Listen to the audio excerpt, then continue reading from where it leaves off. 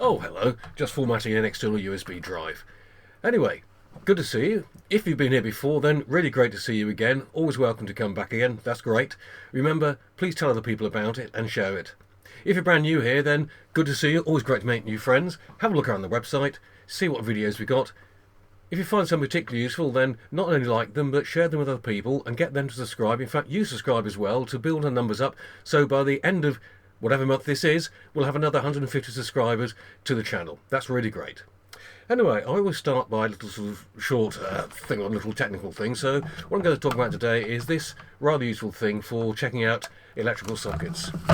Okay. If I turn it on, you can see, shows you the voltage, and these LEDs at the top have various codes. This means the circuit's working properly well, but down here it shows you all the errors you could have on that particular socket. So always quite handy, so you can then call out an electrician to get things sorted out for you. So quite cheap, quite handy if you're having problems around the house. Okay, the main feature today is going to be about using Android devices in your car. Okay, I did an earlier video about Android Auto, but if you haven't got Android Auto, there's still plenty you can do. So let's get started and have a look.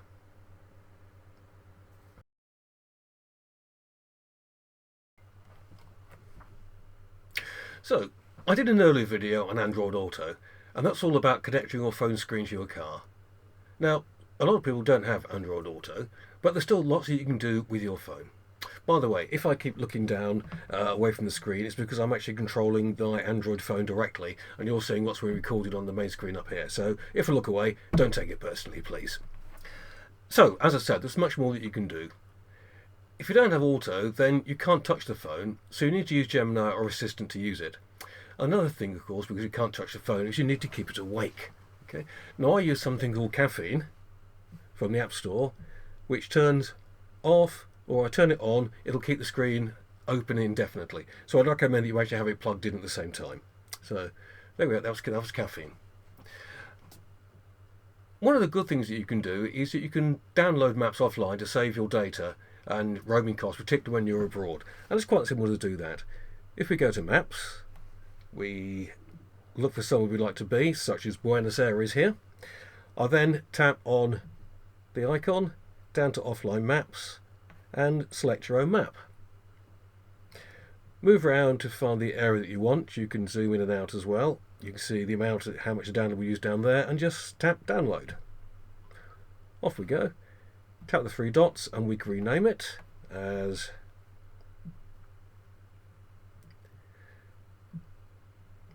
Buenos Aires. Save that, and it's downloading it. You can see I've got some others there that I've already downloaded for when I've been to Tenerife or anywhere like that. Quite handy, particularly if a lot of people don't get EU roaming anymore. Right, so that's coming down quite quickly.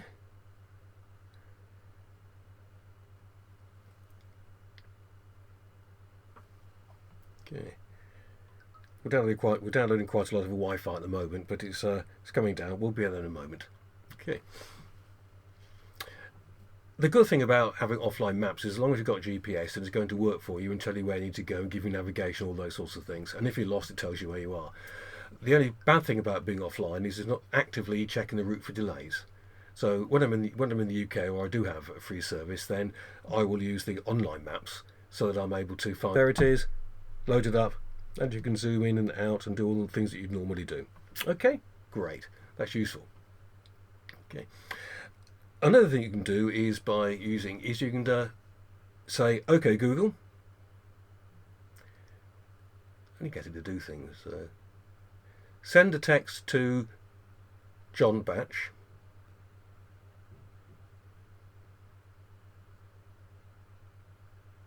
To which number would you like to send the message for John Batch?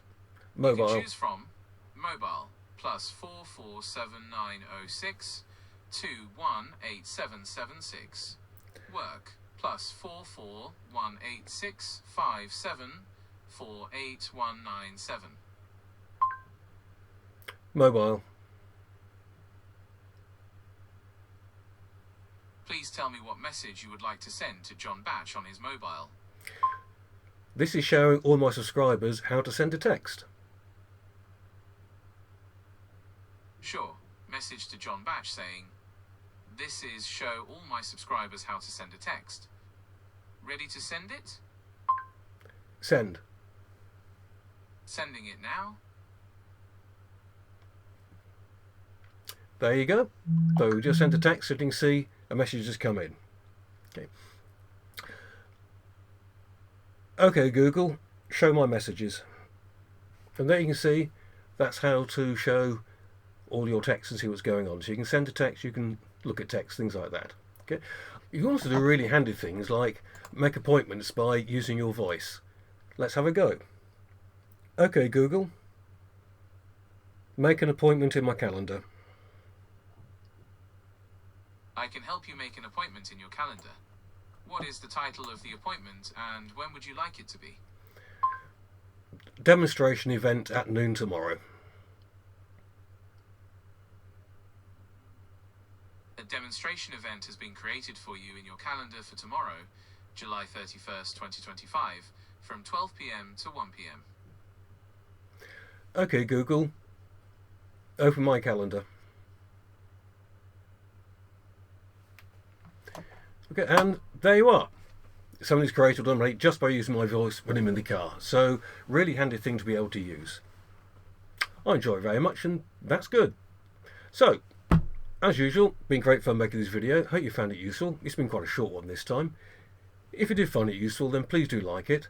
Do share it with other people, tell them about it. And if you haven't subscribed yet, then please subscribe so that we can keep making the videos. Oh yeah, and if there's anything you particularly want me to make a video on, just pop it in the comments down below on the video and I'll see what I can do for you. So, see you next time. Bye then.